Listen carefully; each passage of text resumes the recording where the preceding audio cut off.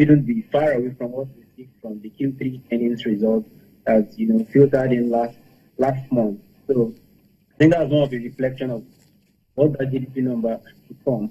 Maybe the only surprise will come from MPC when they eventually earlier the capital importation report that came in this morning broadly reflects the impact of the last two meetings by the MPC too, after the Naira was floated earlier in May and June, where the MPC also decided to raise hikes to 14%.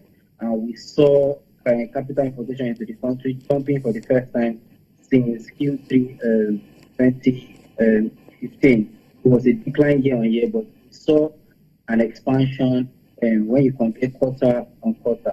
And I think that's largely a reflection of the impact of the MPC decision after the two meetings, and of course the fact that it was floated. So apart from expectations surrounding MPC, we did not see any information surrounding the new Q3 GDP number and the inflation figure, broadly impacting the market, because we don't see any significant change from the trend we've seen so far this year. So let's turn a little bit to the side of the news, as it were.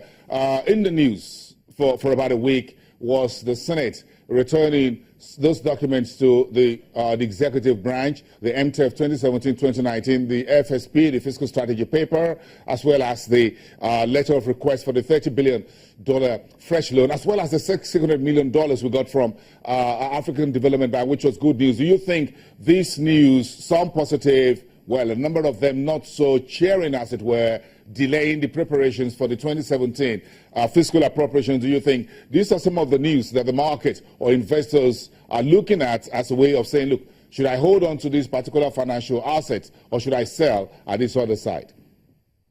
Definitely. I think the news surrounding the $29.8 billion loan is quite significant, in the fact that the Senate is saying they are rejecting the bill. Investors want to know where it ends. They want to know if they're eventually going to follow through with it, because at the moment, that's a huge bill that will really send a huge message to the market as per the direction of the overall economy. We actually need this money, no doubt. But I think the presidency and the Senate should come in terms of the documentation required to see that the bill will be read and, and they can do what we need to do. So definitely, there's a signal to the market when it comes to that bill. I think I read a report coming in from New York Times last week, saying something about the rejection of the bill. So no doubt, that's a very significant information. It has a psychological effect on investment if it's approved, and we know that there's an expectation of that money coming in, just like you mentioned. $600 million that came in from PDB is a positive news.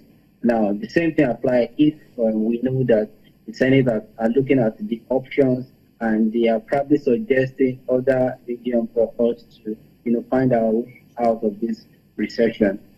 Those are positive news. But if you are rejecting a bill that we need to, get out of recession, then it might put a pause on what investors are thinking at the moment. Well, what do you think inflation will do to the entire market situation? The October inflation data, do you think it will provide the central bank a bullet to either cut rate or raise it either ways? Well, at the moment, if you want to judge by the last MPC, it seems like the CBN is trying to avoid reacting too much to what inflation figures are saying, driven by the fact that the inflation we have now is not really driven by liquidity or what monetary policy can really contain again, but by structural issues. So our position is that they maintain that course and do something about the liquidity and the flexibility of what's happening in the currency market, rather than trying to tackle inflation. We think rate at 14% can still be okay, given that the fact that the effective rate, if you look at what's happening in the money market, is way higher than that. So maybe not inflation now, but trying to find ways to ease the pressure in the FX market. Perhaps we want to see how to make the floating exchange rate regime that we're currently going through now. Let's see how it can work, if that's what we want to stick to.